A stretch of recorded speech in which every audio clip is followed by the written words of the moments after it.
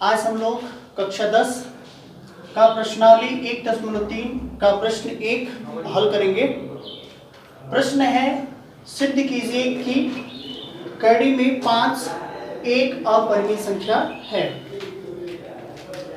देखिए, किसी भी अपरिमेय संख्या को प्रूफ करने के लिए हम एक विरोध उक्ति विधि का प्रयोग करेंगे। किसी भी अपरिमेय संख्या को यदि प्रूफ करना है कि वो एक अपरिमेय संख्या है तो उसके लिए हम विरोध उक्ति विधि का प्रयोग करेंगे। वैसे आप समझ सकते हैं इस चीज को, आप ऐसे नॉर्मली भी देख सकते हैं कि अंडर रूट जैसे मान लीजिए 5 है तो अंडर रूट 5 ये आपका पूर्णांक नहीं है।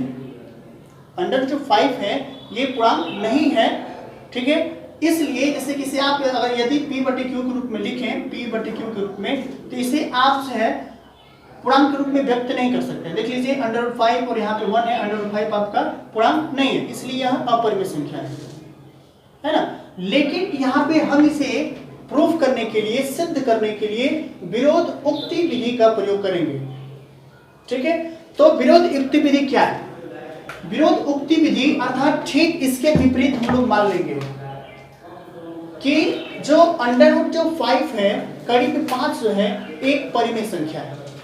आपको यदि अपरिमेय प्रूव करना है, ठीक है, तो उसे हम मान लेंगे कि अंडर रूट जो 5 है एक परिमेय संख्या है।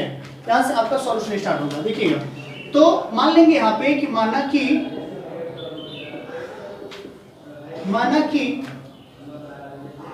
कड़ी पे 5 एक परिमेय संख्या है, परिमेय संख्या है। इसको आप मान लेंगे कि माना कि कड़ी में 5 एक परिमेय संख्या है। यदि परिमेय संख्या है तो उसे आप जो है बच्चों a/b के रूप में आप उसे लिख सकते हैं। कड़ी में 5 को आप a/b के रूप में आप उसे लिख सकते हैं, जहां पे a और b लिख सकते हैं, जहां a और b पूर्णांक हैं तथा a और b का एक के अतिरिक्त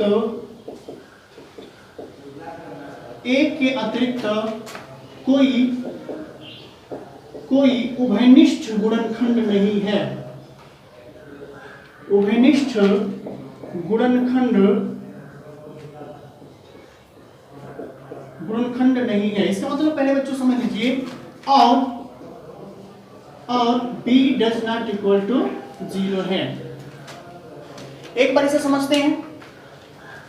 हम लोग मान लेंगे कि अंडर रूट 5 एक परिमेय संख्या है,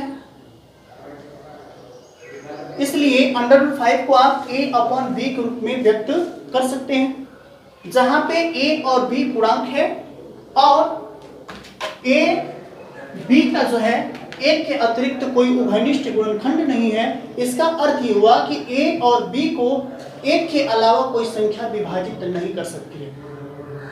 a और b दोनों को जो है एक के अतिरिक्त कोई संख्या विभाजित नहीं कर सकती। जैसे 2 है और 5 है, ठीक है, 7 है, फिर उसके बाद 11 है, ठीक है। तो ये 7 को और 11 दोनों को ही मतलब क्योंकि अभाज्य संख्या है, a और b दोनों क्या है, अभाज्य है, ठीक है। इसका अर्थ ये हुआ, ठीक है ना। और एक चीज और यहाँ पे मैंने लिखा b does not equal to 0, अर्थात जो b है 0 के बराबर नहीं है, क्योंकि p/q में आप देखते हैं कि q does not equal to 0 होता है, ठीक है ना, q 0 के बराबर नहीं होता है। तो ये वीडियो थोड़ा लंबा जाएगा, आप लोग ध्यान से देखेंगे। तो फिर क्या करेंगे, under root 5 equal to a/b आपने लिखा है, इसे आप लिख सकते हैं अंडर रूट 5b, क्योंकि यहाँ पे तिर्यक गुणा करेंगे, तिर्यक यहाँ से गुणा होगा, तो under root 5b equal to a। आप यहाँ पे दोनों पक्षों का वर्ग कर दीजिए। दोनों पक्षों का वर्ग करने पर आप वर्ग करेंगे तो यहाँ पे अंडर रूट 5 है और जब स्क्वायर होगा तो ये आपका 5 हो जाएगा, ठीक है। और यहाँ पे b square equal to a का स्क्वायर होगा बच्चों, यहाँ पे a स्क्वायर हो जाएगा। उसके बाद फिर यहाँ पे B square equal to A square by 5, A square by 5। तो यहाँ पे एक चीज आपको समझ में आ रहा है बच्चों कि जो ए स्क्वायर है 5 के द्वारा विभाज्य है, ए स्क्वायर 5 के द्वारा विभाज्य है, यहाँ पे स्पष्ट हो रहा है। ठीक है, ऐसा क्यों हो रहा है मैं आपको अभी एग्जांपल बता रहा हूं। यहाँ ए स्क्वायर 5 के द्वारा विभाज्य है,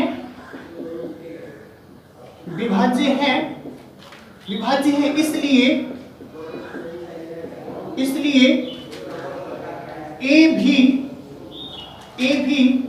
5 के द्वारा विभाज्य होगा, 5 के द्वारा विभाज्य होगा। ठीक है, आप सोच रहे होंगे कि ऐसा क्यों हो रहा है कि जो ए स्क्वायर यदि 5 के द्वारा विभाज्य है तो ए भी 5 के द्वारा विभाज्य होगा, कैसे समझ पा रहे हैं? ठीक है, इस चीज को मैं आपको एग्जांपल बता रहा हूं। जैसे मान लेते हैं कि कोई संख्या है, ठीक है 6 है, और 6 का स्क्वायर यदि ये 36 है, ठीक है, तो किसी संख्या के वर्ग को कोई अभाज्य संख्या यदि डिवाइड करती है, इसको आप याद रखेंगे, ये गणित की एक आधारभूत प्रमेय है कि यदि किसी संख्या के वर्ग को कोई संख्या डिवाइड कर रही है तो उस संख्या को भी वह संख्या विभाजित करेगी। इस बात को आपको ध्यान में रखना है। अर्थात जैसे यहाँ पे यदि 6 के वर्ग है, यहाँ पे 6 का वर्ग है 36 है, 36 को यदि एक अभाज्य संख्या 3 है, यदि 3 यदि 36 को डिवाइड यहाँ पे करेगा अगर, क्योंकि 12 बार में उसको डिवाइड कर देगा, तो 12 बार में यदि उसको डिवाइड कर देगा 36 को, तो 6 को भी डिवाइड करेगा 2 बार में।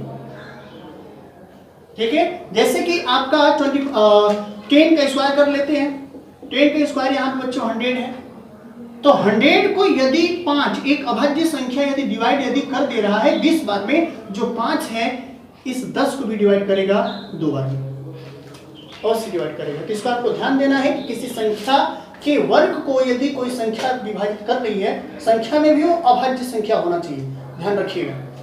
यदि किसी संख्या के वर्ग को कोई अभाज्य संख्या विभाजित कर रही है तो उस संख्या को भी वह संख्या विभाजित करेगी, इसको ध्यान में रखना है। यहाँ पे देखिए वही रूल यहाँ पे अपनाया गया बच्चों, ध्यान देना है आपको। यहाँ ए स्क्वायर यहाँ मैंने लिख दिया है कि जो ए स्क्वायर बच्चों 5 के द्वारा विभाज्य है, इसलिए ए भी 5 के द्वारा विभाज्य होगा। इसलिए बच्चों, इसलिए यहाँ पे, इसलिए आप जो है a = 5 के लिख सकते हैं, a = 5 के लिख सकते हैं, क्योंकि जहां पे जो k है बच्चों, जहां k पूर्णांक है, ध्यान देना आपको, जहां पे k पूर्णांक है, देखिए 5 और k का गुणनफल बराबर होगा a के, ध्यान रखना है। 5 और k का गुणनफल जो है a के बराबर होगा, ठीक है।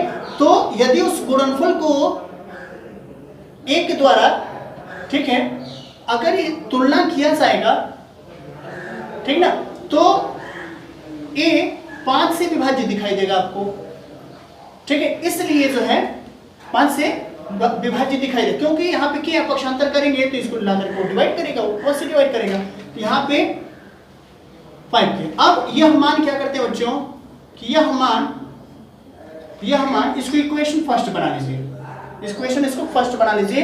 यह मान समीकरण 1 में रखने पर, रख देते हैं बच्चों, समीकरण 1 में रखने पर, समीकरण 1 में रखने पर, अब ध्यान दीजिए कि यहाँ पे आप लोग समझ लीजिए, ठीक है, इसको अभी इरेज कर रहे हैं। समीकरण 1 है बच्चों,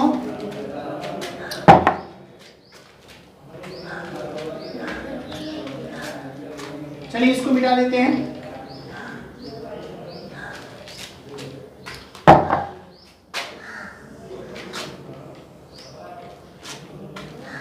यहाँ पे यह जो मान है a बराबर 5 के समीकरण 1 में हम रखेंगे यहाँ पे, तो यहाँ पे मिलेगा b² बराबर a के स्थान पे हमें रखना है बच्चों 5 के और इसका वर्ग है तो वर्ग करेंगे, और अपॉन यहाँ पे 5 है तो 5 रखेंगे।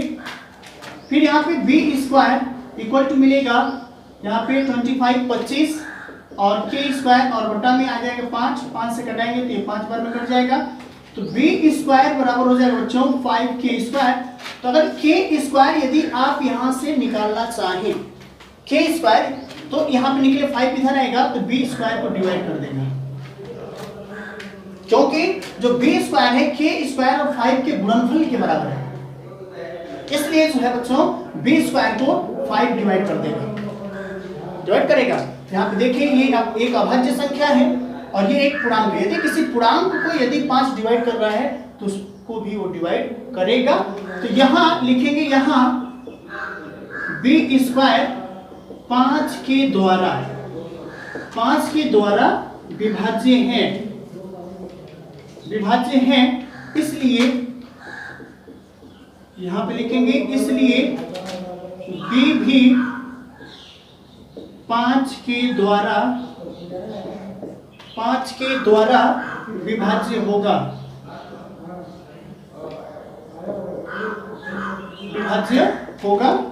अब ध्यान देंगे आप लोग। अब देखिए आप एक चीज आपको देखने को मिल रहा है, जितना भी हमने यहां से लेके यहां तक सॉल्यूशन यहाँ पे आपको दिखाया है, एक चीज तो स्पष्ट हो गया कि ए और बी को, ठीक है, ए और बी को देखिए, ए को 5 डिवाइड कर रहा है और बी को भी यहाँ पे 5 डिवाइड कर रहा है, ठीक है। जबकि आपने ये माना था कि ए और बी को एक के अतिरिक्त कोई संख्या विभाजित नहीं कर सकती है। ऐसा क्यों हो रहा है? आप खुद सोचें कि ऐसा क्यों हो रहा है। तो बच्चों ऐसा इसलिए हुआ क्योंकि आपने यहाँ पे जो तुलना, यहाँ पे जो आपने जो कल्पना किया था, आपने जो माना था वो गलत मान लिया था, ठीक है, कि अंडर 5 में क्या है, परिमेय संख्या, ठीक है। आपने ये मान लिया था जो अंडर जो 5 में क्या है, एक परिमेय संख्या है। इसलिए अब ऐसा इसीलिए हुआ था क्योंकि आपने त्रुटिपूर्ण कल्पना कर लिया था, ठीक है। तो इस चीज को, इस कथन को आप लिखेंगे यहाँ पे कि निम्नलिखित से स्पष्ट होता है,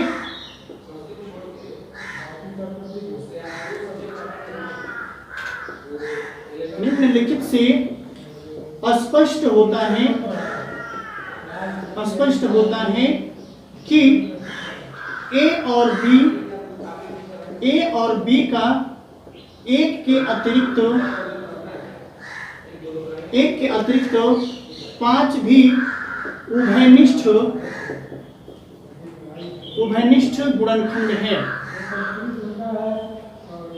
गुणनखंड है जो हमारे मानने का विरोध करता है। देखिए आप विरोध कर रहे हैं बच्चों, क्योंकि हमने ये माना था कि एक के अतिरिक्त कोई उभयनिष्ठ गुणनखंड नहीं है, एक के अतिरिक्त कोई उभयनिष्ठ गुणनखंड नहीं है। और यहाँ पे देखने को ये मिला कि एक के अतिरिक्त एक उभयनिष्ठ गुणनखंड 5 भी है, ठीक है। तो यहाँ पे ऐसा क्यों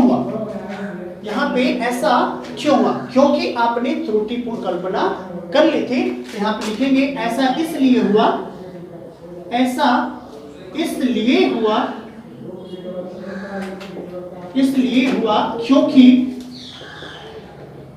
क्योंकि हमने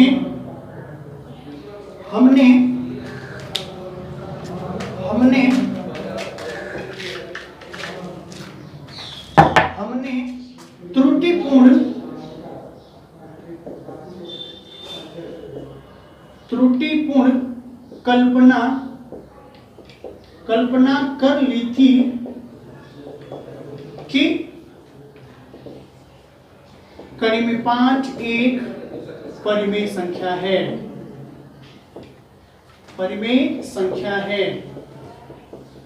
अतः कड़ी में 5 एक अपरिमेय संख्या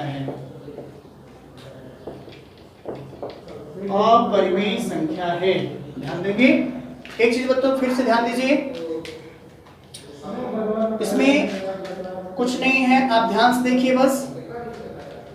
आपको यहाँ पे कड़ी में 5 के स्थान पे कड़ी में 2 भी आ सकता है, कड़ी में 3 भी आ सकता है, कड़ी में 7 भी आ सकता है, ठीक है, कोई भी अपरिमेय संख्या आ सकती है। बस ये जो स्टेप जो बताया गया बच्चों, जहाँ पे 5 है वहाँ पे आपको यदि अपरिमेय संख्या कड़ी में √3 है तो उसको रखना है, यदि √ आपका 7 है तो 7 को रखना है, उसको ध्यान देना है। मतलब एक ही क्वेश्चन पे आपकी सारी अपरिमेय संख्याओं को आप चाहो तो प्रूफ कर सकते हो। ठीक है, फिर ध्यान दीजिए एक बार और, यहाँ पे हमने ये मान लिया था, पहले हमने आपको बताया था कि इसे विरोध उक्ति विधि द्वारा ही प्रूफ किया जा सकता है। ठीक है, तो यहाँ पे हमने मान लिया था कि माना कि कड़ी में 5 एक परिमेय संख्या, यहाँ पे अपरिमेय संख्या प्रूफ करना है। हमने मान लिया था कि कड़ी में 5 एक परिमेय संख्या है। तो यदि परिमेय संख्या है तो हम √5 को a/b के रूप में लिख सकते हैं। ठीक है, और जहाँ पे a और b का एक के अतिरिक्त कोई उभयनिष्ठ गुणनखंड नहीं है, a और b पूर्णांक भी है और b does not equal to आपका 0 है। इस चीज को आपको ध्यान देना बच्चों। उसके बाद फिर हमने यहाँ पे क्रॉस मल्टीप्लिकेशन किया, b का √5 में मल्टीप्लाई किया, a का 1 में मल्टीप्लाई किया, मिला हमें √5 equal to √5b equal to a। उसके बाद दोनों पक्षों का हमने वर्ग किया, मिला हमें 5b² इक्वल टू a² मिल गया। फिर यहाँ पे आप देख सकते हैं कि 5 का यहाँ पे पक्षांतर करेंगे तो यहाँ पे मिलेगा a²/5। इक्वेशन हमने इसको फर्स्ट बना दिया। अब यहाँ पे ये समझ में आ रहा है कि यहाँ a² जो है 5 के द्वारा विभाज्य है, इसलिए a भी जो होगा बच्चों 5 के द्वारा विभाज्य होगा। याद रखना है आपको। ऐसा क्यों हुआ? क्योंकि हमने आपके एग्जाम्पल के तौर पे बताया था कि ये गणित की एक आधारभूत प्रमेय कहती है कि यदि किसी संख्या को कोई अभाज्य संख्या, तो यदि किसी संख्या के वर्ग को कोई अभाज्य संख्या विभाजित करती है, ठीक है, तो उस संख्या को भी वह अभाज्य संख्या विभाजित करेगी। उसी आधार पे हमने यहाँ पे लिख दिया बच्चों कि a² को 5 के द्वारा विभाज्य है, a² 5 के द्वारा विभाज्य है, इसलिए a भी 5 के द्वारा विभाज्य होगा। ठीक है, इसलिए यहाँ पे हमने फिर मान लिया कि a = 5 के, जहाँ पे k एक पूर्णांक है। ठीक है, यह मान जो है अर्थात a = 5 के समीकरण 1 में हम रखेंगे। ठीक है, तो देखिए b² है आपका, b² इक्वल टू a के स्थान पे 5 के रखा गया है, स्क्वायर है तो हमने स्क्वायर कर दिया बच्चों, अपॉन में 5 है तो अपॉन में 5 हो गया है। उसके बाद फिर b² इक्वल टू 5 के स्क्वायर करेंगे तो 25 आएगा, और यहाँ पे k का स्क्वायर हो गया अपॉन 5 से 25 को डिवाइड करेंगे तो 5 बार में कैंसिल हो जाएगा, 5k² अर्थात k इक्वल टू यहाँ से k² इक्वल टू 5 का जब इधर पक्षांतर होगा तो b² अपॉन 5 हो जाएगा। इसका मतलब यहाँ पे देखिए b² जो बच्चों 5 के द्वारा विभाज्य, हमने पहले लिखा था इसको अभी हमने मिटा दिया है, तो b² यहाँ पे 5 के द्वारा विभाज्य है, इसलिए b भी 5 के द्वारा विभाज्य होगा। ठीक है, अब यहाँ पे जितना भी हमने पीछे आपको दिखाया है लिख करके हल करके, उससे स्पष्ट हो रहा है, उस चीज को हमने लिखा है यहाँ पे कि निम्नलिखित से स्पष्ट होता है कि a और b का एक के अतिरिक्त 5 भी उभयनिष्ठ गुणनखंड है, क्योंकि a और b को 5 डिवाइड कर रहा है। जो हमारे मानने का विरोध करता है, जो हमारे मानने का विरोध करता है, हमने माना था कि एक के अतिरिक्त a और b किसी संख्या से कट नहीं सकती है, जबकि फिर आपको देखने को मिला कि a और b 5 से भी कट रहा है। ठीक है, ऐसा इसलिए हुआ क्योंकि हमने त्रुटिपूर्ण कल्पना कर ली थी कि √5 एक परिमेय संख्या है, अतः कड़ी में 5 एक अपरिमेय संख्या